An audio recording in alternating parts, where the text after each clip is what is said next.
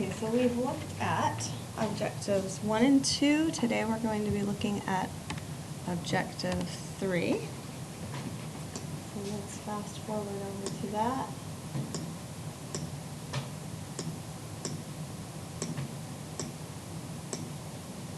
Okay, there we go. Objective 3 is solving a system by multiplying one equation. We kind of did that. We multiplied by -1, but sometimes you have to multiply by something different. So we can multiply one of the equations, or both, as we're going to see tomorrow, but we can multiply one by any number that we want to in order to eliminate a variable. Because you remember what you do to one side of the equation, as long as you do it to the other, it's still the same equation. So we can multiply the whole equation by something.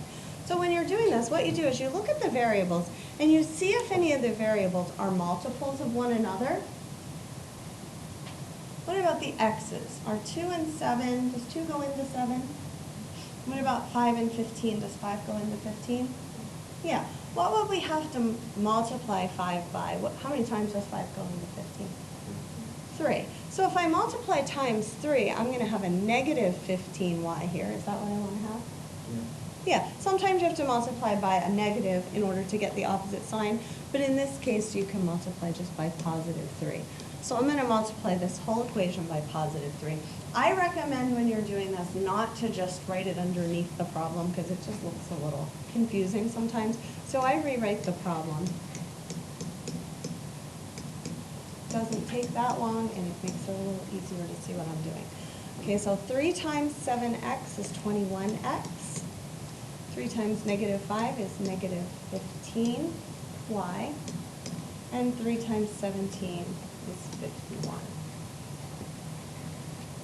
So now I have a situation where I have same variables with opposite coefficients, so I can just add them together. 21x minus 2x is 19x. These go away. Courtney, what's 51 minus 32? 19. Okay, now dividing both sides by 19,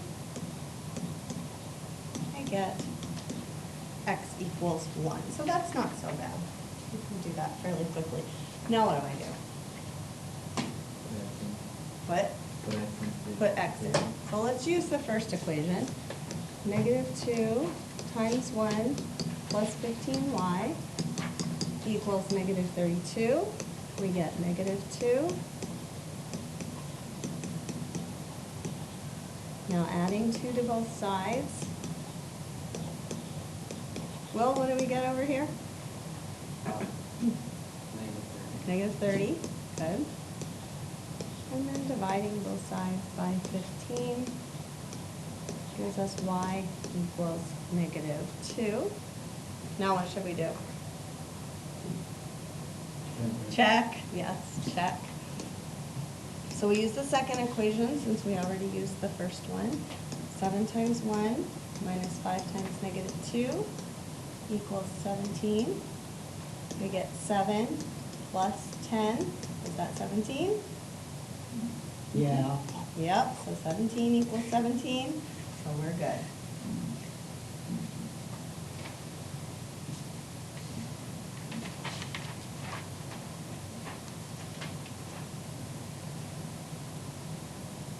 Okay, is everyone done writing this?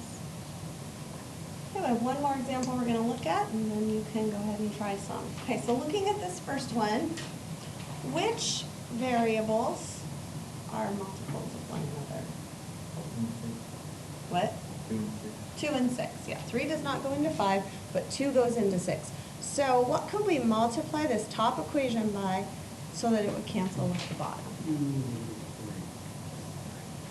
Well, if we multiply it by -3, this will become positive 6y, and then it won't cancel because they'll be the same. We want opposite signs, so just positive 3 is what we want.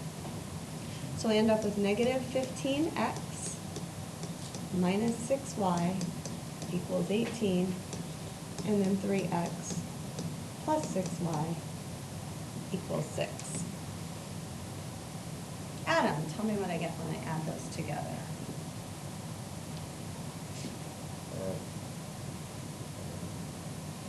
-12x. Good.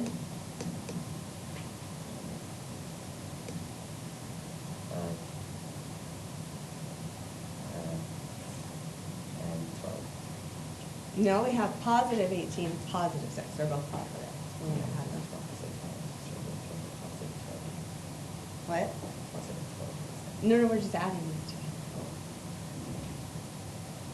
6 more than 18 is 24. There you go. Okay, now what do I do?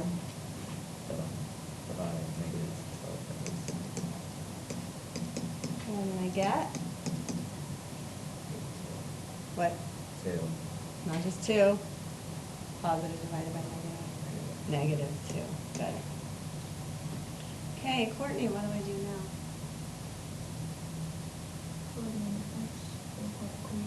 Good. And I could use either equation, but I'll use the top. So -5 times -2 minus 2y equals 6. Courtney, finish solving this for me.